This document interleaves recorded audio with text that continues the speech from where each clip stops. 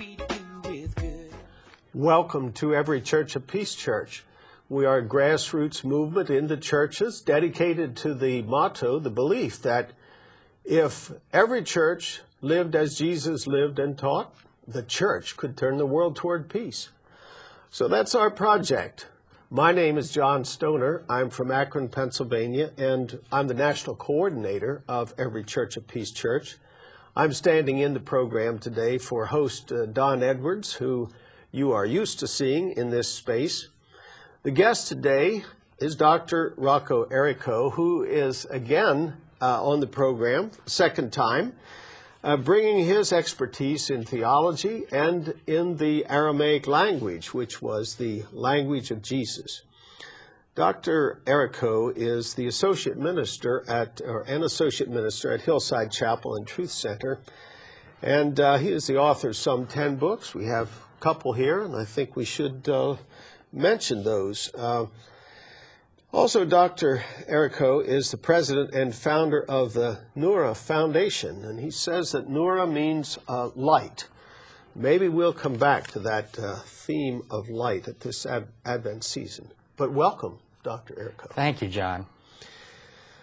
Now, one of the interesting things in Jesus' life and teachings was his repeated phrase, and it seems all scholars agree that Jesus taught this, that we should love our enemies. Is it possible to do that?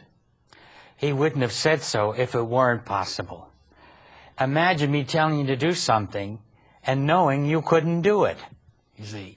In other words, he called on the latent natural forces that are in every single human being. And this is what we had to realize about Jesus, is he did not prescribe certain religious things. He called on a side of the human being that these forces were just lying dormant. And he always excited that energy within us, which helps bring peace, enlightenment, understanding, harmony, and care, and compassion. Well, what does it look like for one to love their enemy? In other words, is this a feeling? You get to the place where you really feel tender and or affectionate to your enemy? That's very good. I'm glad you brought that up. You see, the problem is language. In Aramaic, that word there, and it's the same in Hebrew or Aramaic, and it means to be, have a disposition towards, a certain attitude towards, a friendly disposition toward, not sentimentality. You see, Jesus wasn't talking about sentimentality when he was talking about love your enemy, you see. What he means is keep a friendly attitude so that you can reconcile, take care of the problem where you won't have an enemy, you see. And in other words, look for ways to, but if I don't have a friendly attitude, if I demonize you, it's the opposite of demonizing. Once I have an enemy, I always make them worse than they really are. Oh, let me come in there. Sure. Worse than they really are. The person or even the group we call enemy, you said we demonize them, and we make them worse than they are. Are you saying that we're ignoring other truth about that individual or that group? Realities about them which are as real as what we fear or dislike? Yes, that's exactly what I'm saying. In other words, we don't see them as another human being. We see Are them... human beings complex? Am I? Of course we are. We're complex. And what we did is add to it complications. There's a difference between complex and complicated, you see. And so complex, we are complex, and Jesus called on that area of our humanness that could answer the ills that we create as humans. I'll never forget, there was a motion picture I saw many years back, and there was a statement that was made at the end of the film. It was called The Mission. Well, yes, I saw that. I saw it a long time ago, but it was just the end statement that I really brought something home to me, the way they said it. Because, you know, something like seeing this visually on the screen. Mm-hmm. It's at the end, after they slaughtered all the priests and burned the churches and slaughtered the natives in that area. And it was one of the bishops who gave permission for it, but he said, was all this slaughter necessary? And one of them answered back, he says, but that's the way the world is. And then the bishop got up and walked to the window, and he turned around and said, is it? Or is it the way we make the world? A very good question. It's the way we make it. It's not the way the world is. It's the way we make it that way. Right. And if we can make the world worse, we can also make it better. We can heal it.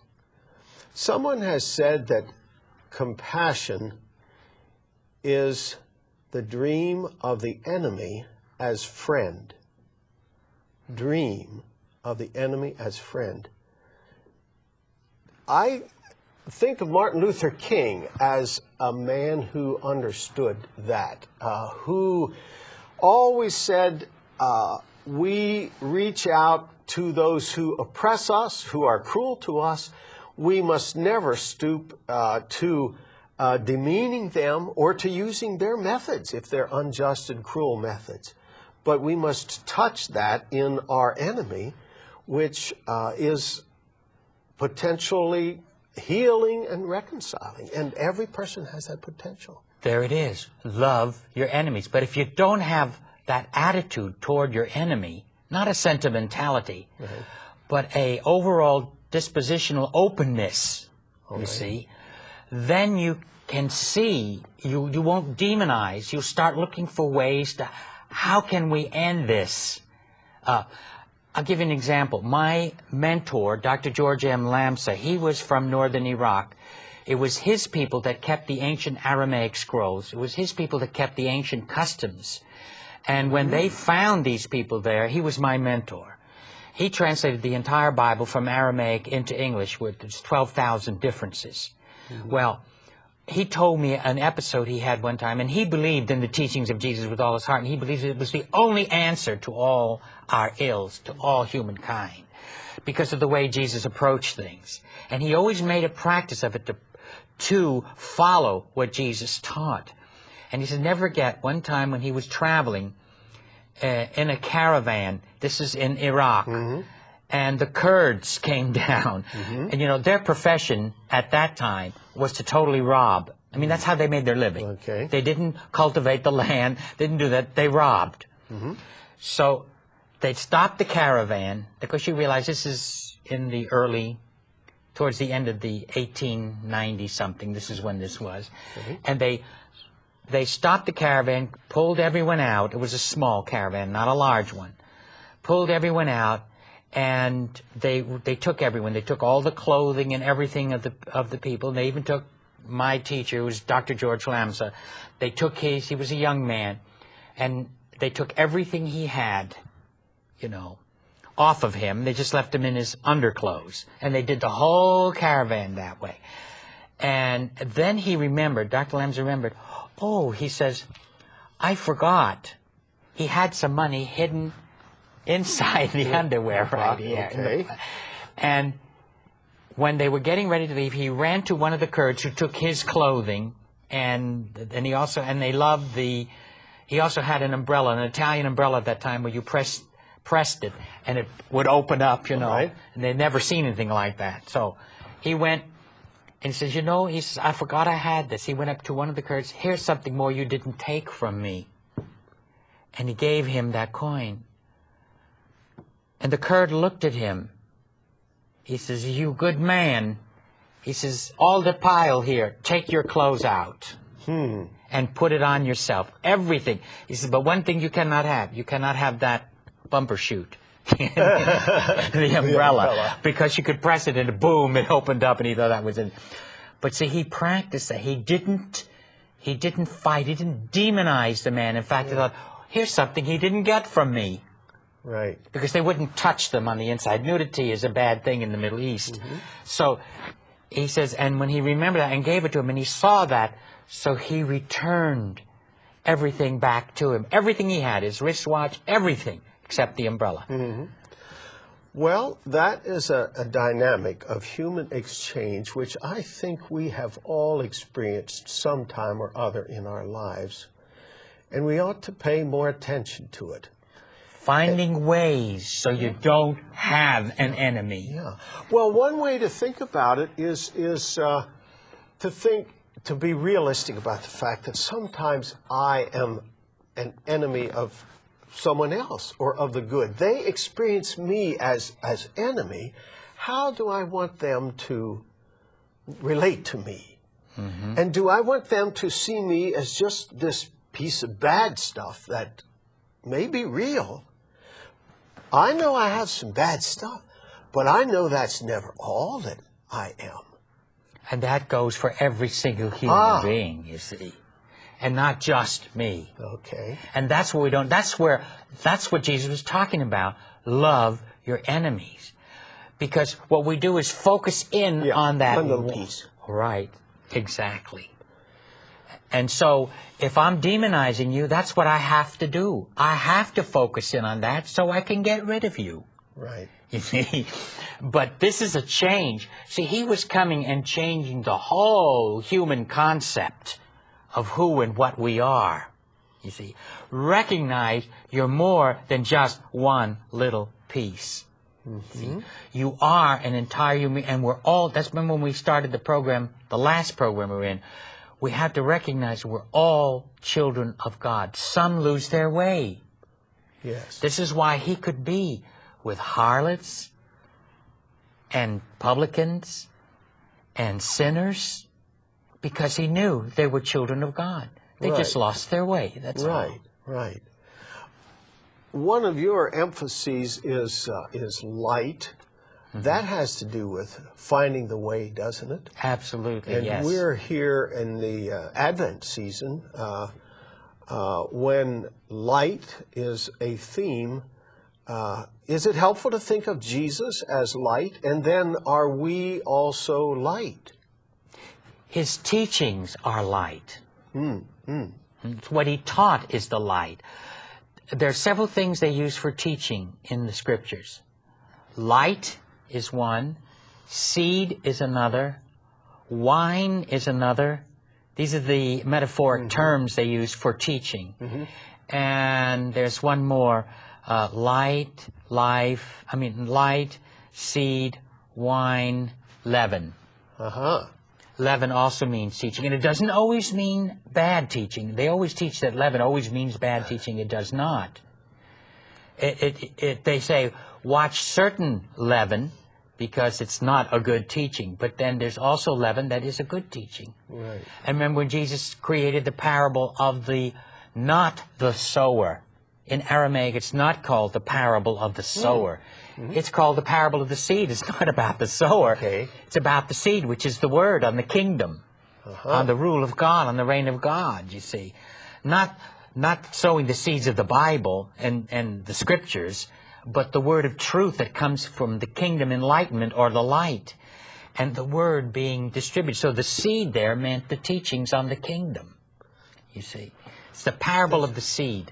Yes. And some have said also of the soils, how the material in which the seed falls, how the nurture which it gets. So one of the questions is, how are we responding to the seed that's coming to us, the truth that's coming to us? I'm sitting here today remembering that our world is very troubled, and you mentioned Iraq. And Iraq is a land of much suffering today, and in fact, a man I know is one of the 4 Christian peacemaker teams who are being held in Iraq. Now, those Christian peacemaker teams goes into the world to reduce violence and to bear a witness to this other power we were talking about. Is there enough light in the world? Is there enough power in this other way to actually begin to turn a hinge point of history toward a more compassionate world? Yes, but those in power have to practice it. Those in power have to practice. As long as they think and rely on other means, we won't have the peace. I guess in every church, a peace church, we partly think that the church has a very high responsibility to be the model of this other kind of power. I'm in total agreement with you on that. We should be the model of it. But do we manifest it? Some people say that Jesus he was more than a teacher. I think he certainly was, but he turns out being less than a teacher whenever we don't take his teachings seriously. And I look at our popular religion in this country, and there's a lot of talk about the 10 Commandments, and people even put them in the front lawn, the 10 Commandments. Now, did Jesus have any commandments? And what happened to his teaching in this process? You must realize, first of all, too, Jesus belonged to the Jewish faith of the times. All right. So it would be natural for him to follow the commandments. All right. Mm-hmm. And what he did was showing, for instance, he talked about a few of the commandments, about thou shalt not kill. All right. He talked about adultery. Mm-hmm. It's recorded in Matthew there when he says, when you look at a woman, what he did was go behind the scenes of the 10 Commandments. All right. In other words, what creates the adultery? Mm-hmm. Your lust creates the adultery. Uh-huh. What creates the killing or the violence? When you say and do things that provoke it. And he says, if you say, of course it's a bad translation, there's no way to translate it from Aramaic into English. There's just absolutely no English equivalent for the Aramaic word lilla. We say fool, but it doesn't mean fool. It had a different meaning in the ancient world when Jesus said that, where he said you'll be in danger of hell fire if you say fool. And if you say certain things, if you get angry with your brother, and which leads to murder. Because, you see, it escalates. First it starts with envy, then anger, and then it goes on to, I'm going to let that person have it, and it escalates finally into murder. So what he did was go behind the commandments and show what, you see, because having a commandment doesn't stop you. Right. Just like we're on the road and it says 70 miles an hour. How many people does it stop? Mm-hmm. Not very many. Yeah. We go over it, right? Yeah. And so a law itself cannot make you good. Right. What you need to do is get to what provokes the wanting to do adultery, what provokes the wanting to do violence and kill. And that's where Jesus went with his teachings. He never did away with the commandments, but he went behind the commandments and showed what provokes them. Okay. You see? And going back to a topic that we touched on before in Jesus' teaching, he said, love your enemies. Now, that instigates within a person, if we really begin to think that we are called and enabled to love the person who is a threat to us or who is hostile to us, if we're thinking that way, then we're engaging our mind and our spirit in, well, how can I express love? And it would seem to be, well, I try to think of a way to do something that is for the good of the other person, for their transformation toward what they would rather be. Even. That's why Jesus constantly taught reconciliation. Not between man and God, but between another human being with another human being. That's where his reconciliation comes. All these other terms have become religious terms. But it's the real problem is not between God and human beings. It's between one human being and another. This is where our problems are. And so the way to settle it is understanding who you are, what you are, and calling on those things as a child of God in you to be able to reconcile with someone, whether it's an enemy, a half-enemy, or just someone who has done something wrong, you see. One of the places we all experience conflict is in the home, and indeed relatives. And I guess I would like to touch on the relationship of parent and child. I'm a parent, have 5 children, 10 grandchildren. I think you're a parent. Parents in that relationship really hold the power, even though they often feel pretty powerless. But parents have a lot of power. And what do we learn in parenting about using our power to toward our children in ways that cause them to grow rather than in ways that try to force them into a mold? Don't we experiment there with forms of power? Yes. Force, again, it's like might. Force and might are the same. You cannot force goodness on a person. You demonstrate the ways of goodness to them. You talk to them. I don't know if we have time or not. I don't know how much time we have left, but I give a little illustration that I had with my daughter one time when she was wanting to smoke. And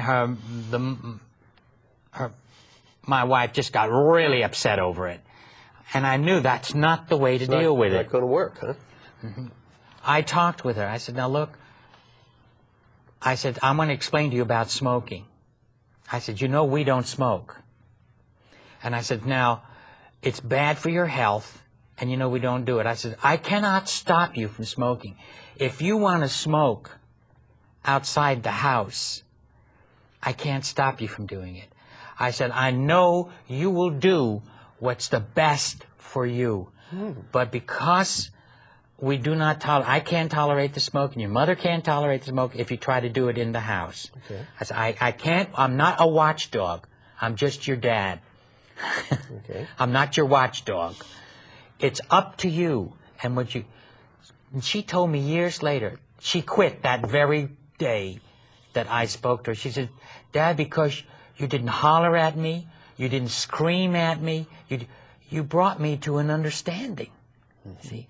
And I was even willing that if she continued smoking, Mom is the word, because that was her choice. I treated her as, of course she was a teenager, and that's the toughest time we have is when they're in the teenage bracket. And when I showed compassion and understanding, and I said, I know why you want to smoke, because all your friends are smoking. So you helped her to understand that a little better.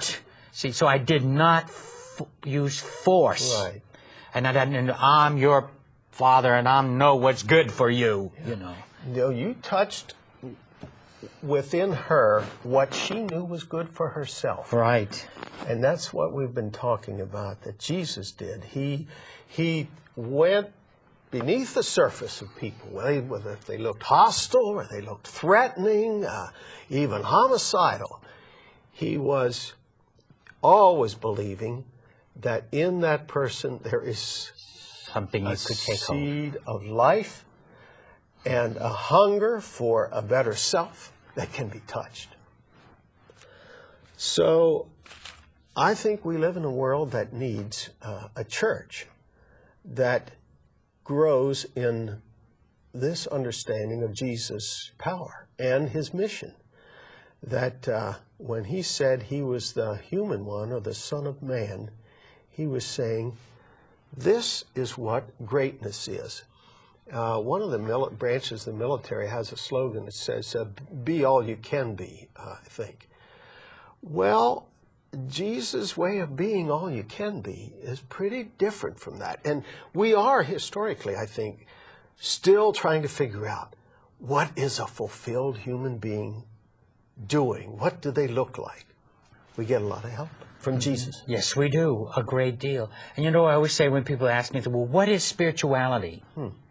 I always say to them, spirituality is when we become more humane.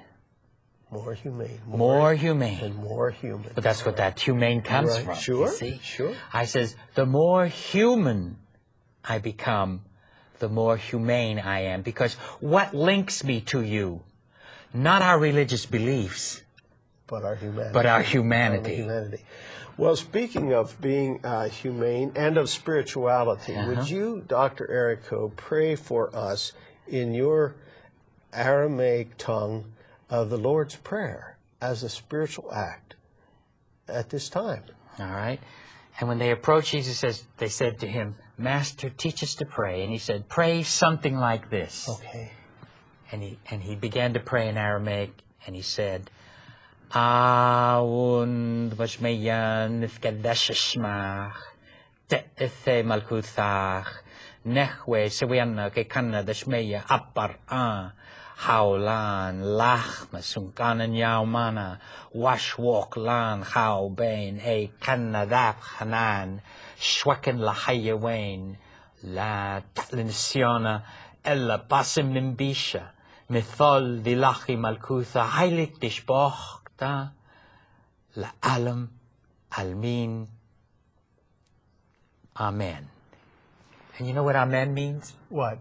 I'm with you, man. I'm with you. Well, that's a good word. I'm behind it. That's a very good word. Jesus walks with us, and we walk together in this path of discovering what it means to be human and to live as compassionate children in God's family. Yes.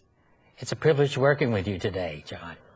Well, thank you. I think we are part of something which is growing, and that while we're a long ways from every church being a peace church, there are a lot of people in all the churches who are thinking, yes, there is a better way, and Jesus would show us that if we looked a little more closely at him, paid a little more attention, and to what he was about. What he was about. Because people certainly say Jesus, Jesus, Jesus all the time. It has to be more than a word. Right. It has to be attention to his life and his teachings. Exactly. And you've written things, and others have written. We need to go beyond the surface into the depths. Thank you for being with us today. And our friends who are listening can visit our websites, yours and Every Church of Peace Church, and grow in understanding this way. And our world will change as we change and as the churches change. I have that confidence. Yes.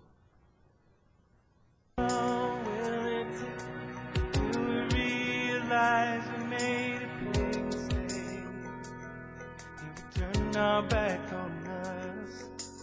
How long